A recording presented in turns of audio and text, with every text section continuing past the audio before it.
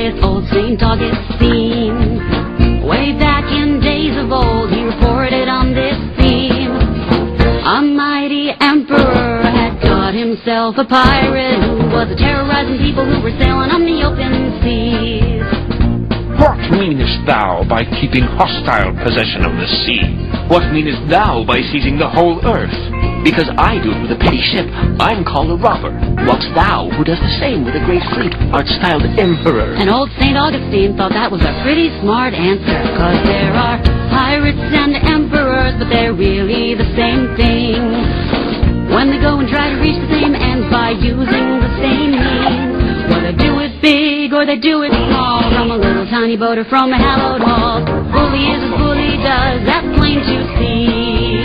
Speaking of bullies, what would you say about a gang of vicious, low-down thugs who were trying to overthrow the government by attacking undefended civilian targets like schools, farms, hospitals, and outreach centers? Why, I'd say they were terrorists. I'm sorry, the correct answer is freedom fighters. At least that's what you called these thugs, aka the Contras, when you funded their campaign of terror and indiscriminate killing to overthrow the government of Nicaragua. There was trouble in the land of Nicaragua in the 80s, it's true. And Uncle Sam has always said this kind of thing just really won't do. So he paid for a bag full of dirty tricks and turned killers into heroes with the PR blitz. Well, freedom's sure a funny word for what the Contras did do. You know, there are pirates and emperors, but they're really the same thing. Even the ones who say they just want to let freedom ring, well, they do it big or they do it small, but only one goes down when they break the law, while the big one claims This really don't apply to me. The funny thing about pirates and emperors is that they often start out as pals who get into a tiff somehow and end up enemies.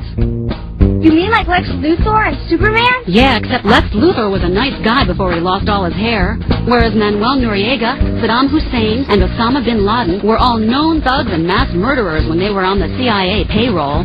That's why they got the job. Either that, or Uncle Sam is just a really bad judge of character. I don't understand why this keeps happening to me. Well, not so long ago we thought Saddam here was a pretty swell guy, and we helped him get the goods to make the Ayatollah Khomeini cry. But Uncle Sam decided it was not Saddam's fate to be the leader of his Middle Eastern client state that was sitting on top of a big, huge oil supply. Big and little thugs got thuggery in common, even if one's got stars and stripes on him.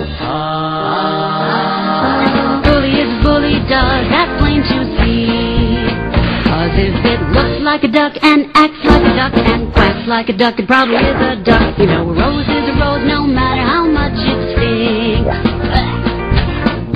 I resent that comment. I'm not a duck. I'm an anti-duck. I'm a counter-duck. Well, more of a mallard, really. Why, I'm fighting a war on ducks. Any ducks come around here, I'm gonna blast them.